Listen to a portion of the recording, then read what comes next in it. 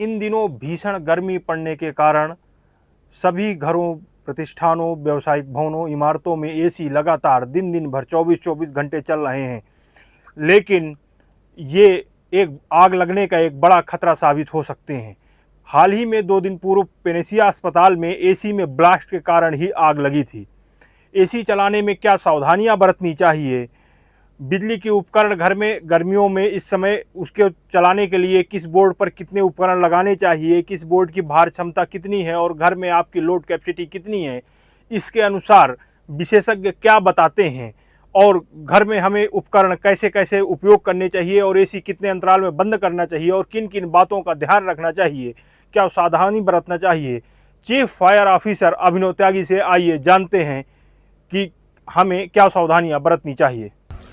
देखिए, जब भी कोई फायर कॉल होती है तो पहले से कुछ भी प्लानिंग नहीं होती। वो मौके पर जाकर ही उसकी घटना की क्या तीव्रता है, कितनी खतरनाक वो घटना है, ये सब चीज़ें वहीं जाकर एनालाइज की जाती हैं और एक्शन प्लान बनाया जाता है। कल की घटना बिल्कुल हमारे लिए बहुत संवेदनशील और बहुत खतरनाक कल का मंजर था और हमारे जवानों ने बहुत ही जज्बे के साथ और हमारी सभी टीमों ने बहुत ही जज्बे के साथ कल कार्य किया और जिससे कि ये हुआ कि जो आग थी, धुआं था, जो आईसीयू वार्ड में था, वो उसको वहीं तक सीमित किया गया। बाकी अस्पताल के अन्य सेक्शंस में उसको फैलने नहीं दिया गया।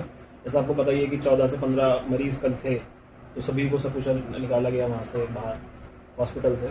तो बहुत चैलेंजिंग था और चूँकि जब वहीं आग लगती है तो डर और घबराहट का माहौल बन जाता है, धुआं फैल जाता है, तो दम घुटने की और जलने की हर प्रकार का खतरा जो है वो मंडराता रहता है। तो ऐसे में जो है काफ़ी दिक्कतों का सामना करना पड़ता है, पर लेकिन चूँकि हमारी ट्रेनिंग और फायर इक्विपमेंट्स हमारे पास पर्याप्त मात्रा में रहते हैं, तो इन सभी चीज़ों को डील करने के लिए हमारी टीमें तैयार रहती हैं। साथ ही जो आपने पूछा दूसरा सवाल कि कल कैसे जो हुआ घटनाक्रम, उसमें क्या मैं मतलब कहना चाह रहा हूँ। तो देखिए, चूँकि कल एसी से सुनने में आया है कि एसी में जो ब्लास्ट हुआ उसकी बात जो है ये आग स्टार्ट हुई और जब हमने मौके पे जाकर चेक किया तो संभवतः यही कारण हमें दिखाई दिया वहाँ पर। तो देखिए, एसी चूँकि एक इलेक्ट्रिकल इक्विपमेंट है, तो मैं सभी जनता से सभी से मैं ये अपील करना चाहूँगा कि अपने घर का जो एक आपने कनेक्शन लिया हुआ है बिजली का, उसी के अकॉर्डिंग, उसी के लोड कैपेसिटी के अकॉर्डिंग अपने आप बिजली के इक्विपमेंट लगाएं। जनरली जितनी भी बड़ी आग जो पिछले 1 साल 2 साल में देखी जा रही हैं, उनमें एक शॉर्ट सर्किट जो है बहुत बड़ा कारण निकल के आ रहा है। तो इसमें जनरली ये देखा जा रहा है कि चूँकि हमारे घर की जो हैंडलिंग कैपेसिटी है बिजली की वो कम है और हम 2 एसी, 3 एसी, 4 एसी हम अपनी मर्जी से हम जितने इलेक्ट्रिकल अप्लायंसेज होते हैं उनको बढ़ाते जाते हैं। तो बिना किसी इलेक्ट्रिकल एक्सपर्ट के या बिना किसी पर्टिकुलर व्यक्ति के या संस्था के जो उसको प्रमाणित कर सके कि इतनी कैपेसिटी है हमारे घर की लोड बियरिंग, और हम उसमें जो है ऐसे अप्लायंसेज ना लगाएं जिससे कि ओवरलोडिंग या ओवरहीटिंग या शॉर्ट सर्किट के संभावना रहे। हमारी जो वायरिंग की कैपेसिटी जो है उस लोड को हैंडल करने के लिए सफिशिएंट हो, कहीं से कोई लूज वायरिंग ना हो।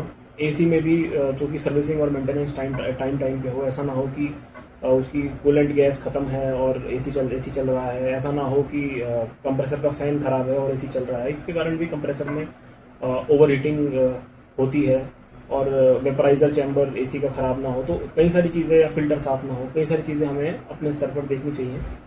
और किसी भी इस तरह कई बार हम देखते हैं कि एसी के नीचे पर्दे लगे हैं, तो जनरली शॉर्ट सर्किट हुआ तो जैसे ही उसको कोई कम्बस्टिबल मटेरियल मिलेगा तो आग फैल जाती है।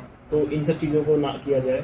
साथ ही दिए वगैरह जो घर में हम जला रहे हैं उसके ऊपर पर्दे या कोई कॉटन का सामान या ऐसा सामान जो तुरंत आग पकड़ लेता है, इस तरह की चीज़ें लगाई ना जाएं। तो इन सब चीज़ों का ध्यान रखा जाएगा, इन सब सावधानियों को बरता जाएगा, तो इस गर्मी के सीज़न में कम से कम आग की घटनाएं होंगी। अगर आप ये वीडियो YouTube पर देख रहे हैं तो हमारे चैनल को सब्सक्राइब कर बेल आइकन दबाएं और Facebook पर देख रहे हैं तो हमारे पेज को लाइक करें।